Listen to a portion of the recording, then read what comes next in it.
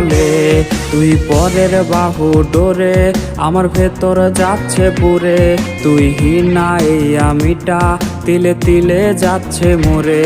আমার পুরুষে পুরুক বুক তুই কুরারে তোর সুখ তবু মরার আগেও আমি দেখবো না রে তোর মুখ আমার মৃত আত্মাটা তোরে ডাকবে একদিন খুব আমি দেখবো সেদিন তুই ওরে কেমনে রবি চুপ